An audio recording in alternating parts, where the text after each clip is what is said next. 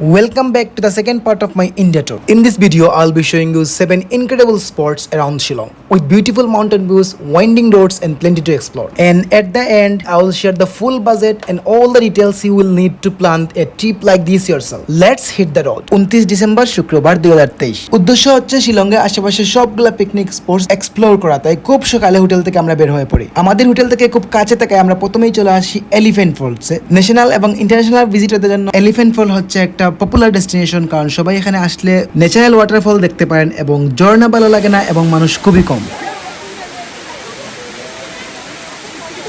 যেহেতু এটা ছিল দিনের শুরুতে আমাদের প্রথম পিকনিক স্পট, তাই অনেক সময় এখানে ছিলাম এবং প্রাকৃতিক সৌন্দর্য এবং ঝর্ণা উপভোগ করার চেষ্টা করলাম। ভিজিটর বেশি থাকায় প্লেসটা আরো সুন্দর লাগছিল এবং হেঁটে হেঁটে সব জায়গা আমি এক্সপ্লোর করলাম। একটু দূরে দাঁড়িয়ে ঝর্ণাটা উপভোগ করতে খুবই ভালো লাগছিল এবং পানি গড়িয়ে পড়ার শব্দ, পাখির ডাক ছিল একদম সেরা মুহূর্ত।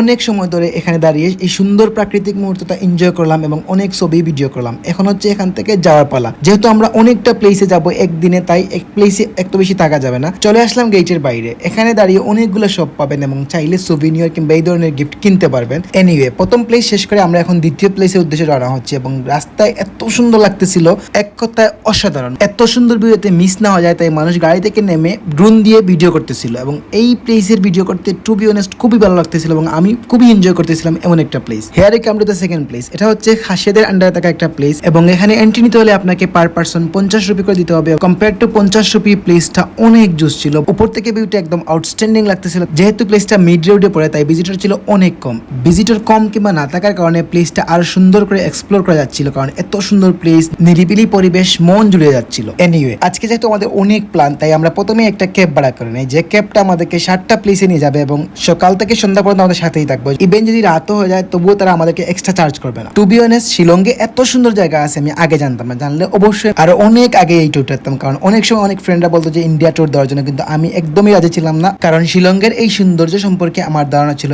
একদমই জিরো। এত সুন্দর সুন্দর রাস্তা, পাহাড় কিংবা এত সুন্দর সুন্দর প্লেস, সত্যি যে কেউ দেখলে তার মন জুড়ে যাবে। If you want to explore the world or be a true traveller, you may start your journey from India. Believe me, you will be amazed by the mountains and the natural beauty of the India. As a Bengali, কম টাকায় আপনি এত সুন্দর destination দিয়ে আপনি আপনার international journey start করতে পারবেন না। So India is the best option. যদিও এখনকার প্রেক্ষাপটে ভিসা পেতে অনেক সমস্যা হয় কিংবা পাওয়া যায় না, বাট এই সমস্যাগুলো খুব সুন হয়তো বা সলভ হয়ে যাবে এবং আগামীতে এই সমস্যা থাকবে না।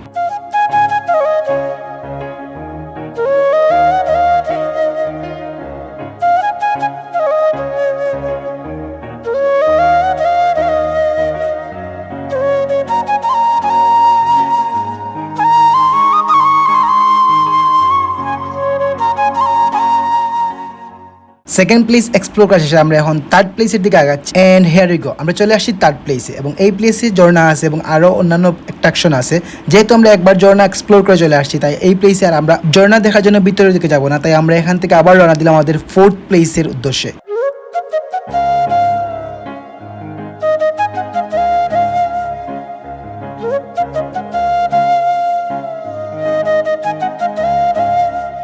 So here came to the fourth place. এখান থেকে আমরা অনেক নিচে চলে যাবো, প্রায় 200 থেকে 300 ফুট নিচে, যেখানে ওয়াটারফল আছে প্লাস আরো সুন্দর সুন্দর ভিউ আছে।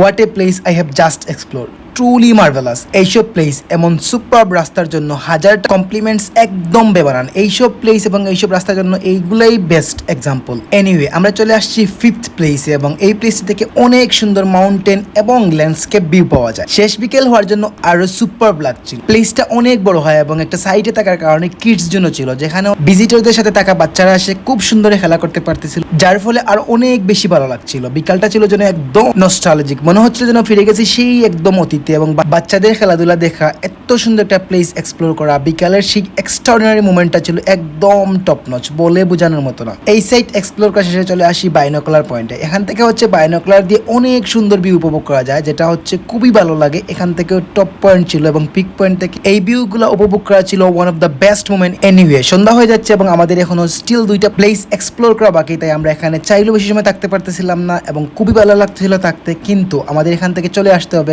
সন্ধ্যা নামার সময় চলে আসতেছিল, তাই আমরা এখান থেকে খুবই তাড়াতাড়ি চলে আসার চেষ্টা করি। টু বি অনেস্ট, এই প্লেসগুলো ছেড়ে আসতেও ভালো লাগতেছিল না, প্রতিটা মোমেন্ট মনে হচ্ছিল যেন এক্সট্রাঅর্ডিনারি মোমেন্ট।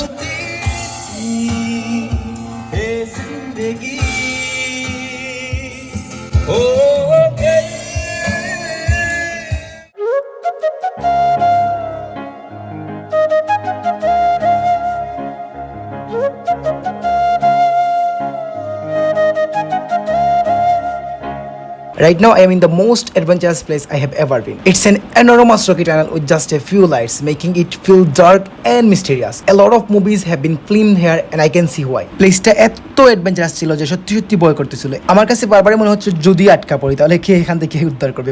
এই পাথরগুলোর বয়স হবে কয়েক হাজার বছর, আর এই টানেলটার তো অবশ্যই কোনো মিস্টিরিয়াস কাহিনী আছে। এই টানেলটার দৈর্ঘ্য হবে 300 থেকে 400 মিটার এবং এই 300-400 মিটার ক্রস করতে সময় লাগে 15 থেকে 20 minute. It's a very different from the places I have visited before, and I will definitely never forget it. মাঝামাঝি পথে এসে আমার মনে হচ্ছে যে আমি পিছন দিকে ফিরে যাই, কারণ সামনের দিকে আগাতে এত বেশি কষ্ট হচ্ছিল, কারণ কিছু কিছু জায়গা ছিল খুব বেশি narrow. Adventurous.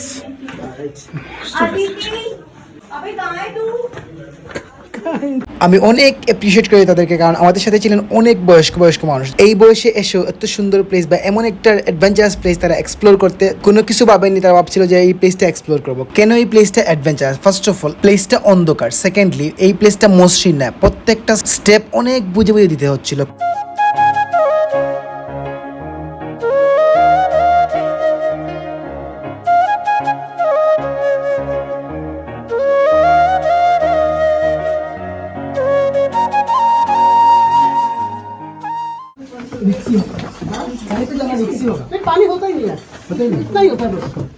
Finally, I have experienced the most exciting and unforgettable moment of my journey. Being in that rocky tunnel felt like stepping into a horror movie. It's a memory I will always carry with me.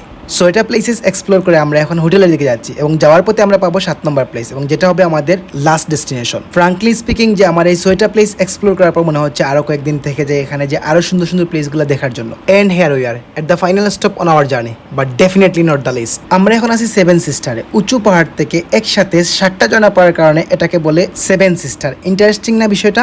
But unfortunately আমরা timely না যাওয়াতে বা এইটা season না থাকাতে আমরা waterfall দেখতে পাই না। বাট প্লেসটা অনেক সুন্দর ছিল এবং এটা লাস্ট প্লেস হওয়াতে আমি দাঁড়িয়ে দাঁড়িয়ে অনেক মনোযোগ দিয়ে দেখতেছিলাম প্লেসটা। Good morning, last time from Shillong. It's such a bitter sweet moment knowing that this is the final goodbye. এই কয়েকদিনের ইন্ডিয়া সফরের এক্সপিরিয়েন্স ছিল আমার খুবই ভালো। গুয়াহাটি কিংবা শিলংয়ের ডাইভার্স কালচার কিংবা ন্যাচারাল বিউটি বারবারই আমাকে মুগ্ধ করেছে। আমি যতটা প্লেস এক্সপ্লোর করেছি আমার কাছে মনে হয়েছে একটা প্লেস থেকে একটা প্লেস অবশ্যই সুন্দর। সারপ্রাইজিংলি তাদের রাস্তাগুলো এত বেশি সুন্দর, উপর থেকে হচ্ছে মেঘ দেখা যায়, বড় বড় পাহাড়, যখন গাড়ি আঁকাবাঁকা রাস্তা দিয়ে চলে কিংবা কার্ভিং রাস্তা পাহাড় ক্রস করে, এই ফিলিংসটা বলে বোঝানোর মতো না, এত বেশি সুন্দর লাগে।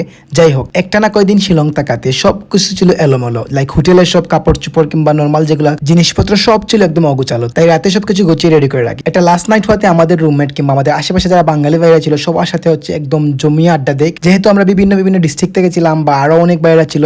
সারারাত মোটামুটি আড্ডা দিয়ে এবং গল্প করে কাটিয়ে যায়। সকালে হচ্ছে আমরা নাস্তা করে খুব সকালে বেরিয়ে পড়ি, কারণ আমাদের এখান থেকে আসতে হলে পুলিশ বাজার থেকে একটা ক্যাব নিয়ে আসতে হবে। পুলিশ বাজার থেকে ডাউকিবাজারে আসতে নর্মালি লাগে 3 থেকে 3.5 ঘন্টা, কিন্তু মাঝে মধ্যে জাম লেগে গেলে আপনার আরো সময় লাগতে পারে। সো আমরা একটু আগেই বেরিয়ে পড়ি। যাই হোক, এখন আসি বাজেটে। এই ট্যুরটা প্ল্যান করতে হলে আপনার কত টাকা বাজেট রাখতে হবে? নর্মালি ইন্ডিয়া ভিসা প্রসেসিং করতে আপনার 1500 টাকা খরচ লাগতে পারে। ভিসা পাওয়ার পর আপনার যদি মনে হয় যে আপনি শিলং এবং এর আশপাশ ঘুরাবেন, তাহলে আপনি ফ্লাইট না ধরে সরাসরি ডাউকিবাজার দিয়ে আপনি ইন্ডিয়া যেতে পারেন। সো আপনার ফ্লাইটের টাকা বেঁচে যাবে এবং এতে করে আপনি 10 থেকে 20,000 টাকার ভিতরে এই ট্যুরটা পসিবল করতে পারবেন। যদিও আমার ট্যুরের বাজার ছিল একটু বেশি। যাই হোক, আমরা চলে আসছি ডাউকিবাজারে এবং অলরেডি আমাদের ইমিগ্রেশন শেষ। এখন আমাদের ইমিগ্রেশন করতে হবে বাংলাদেশ থেকে। This might be the end of my time in India, but it's not the end of the adventure. Stay tuned because there is so much more to come. Until then, take care.